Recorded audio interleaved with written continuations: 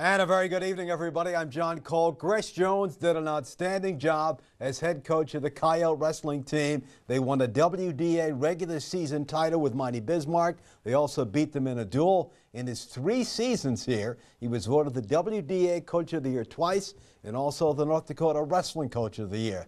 And now this Sydney native is headed to the college ranks. He's been named the new head coach at the University of Jamestown. Yeah, ever since I was a high school kid, being a college coach was my dream. And when the opportunity came, me and my wife talked about it and made a lot of tough decisions, but I couldn't pass up the opportunity. And it's a great school with a great area and community, and we're ready to get there. All right, moving into NCAA Division II, that's a very tough league. That means going up against the University of Mary and Minot State. That's going to be a challenge. Oh yeah, we're always looking for the challenge. I love this stuff. The better competition, the better, right? And it's a good selling point to kids too. Kids like to see that, and they like to go, "Hey, I'm wrestling in the NCAA tournament." It's a great selling point, and it's a private school, so there's a lot of perks, and it's a beautiful campus. So I'm excited. What do you love about coaching? Everything.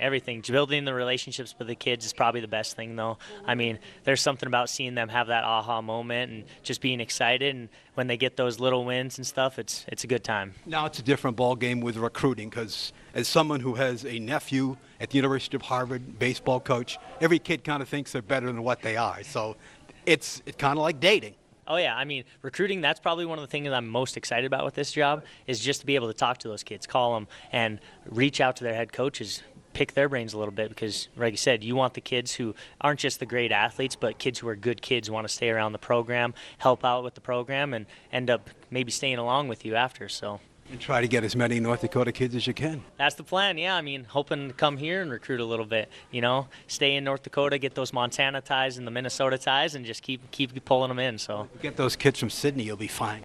Yeah, I'm calling Melbs right away, so I can't wait. All righty, good for him. The kids love wrestling for him. They told me he's one of us. They had fun in that wrestling room, and they won. We wish him the very best with those Jimmies. After a solid 3-2 win over Miles Community last night, Lady Teton volleyball team in action tonight in Glendive. They will be taking on Dawson. Twins desperately needed a win last night over the Angels to get things turned around as they try to make the playoffs again, and one of their kids led the way, Matt Wallner, with a big homer in a 10-5 win.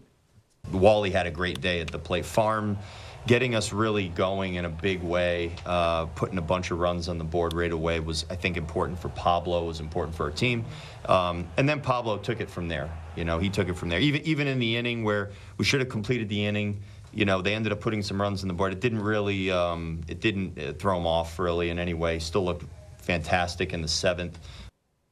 All right, so when the smoke cleared last night, 6 games behind the Guards, and they are in 3rd place in the wild card race. Tonight, it's rookie Zebby Matthews going to get the ball 1-3. They need him to come up with another well-pitched game. We'll have to see. They continue to struggle, even though they won last night, so they got to try to keep it going on. After falling to defending state champ Legacy last night at home 2-1, Coyote soccer team home tomorrow 7 p.m. against Century. They own a 6-3 win over the Pats in the capital city. Swimming goes to Minot. Tennis goes to Jamestown. Let's take a timeout.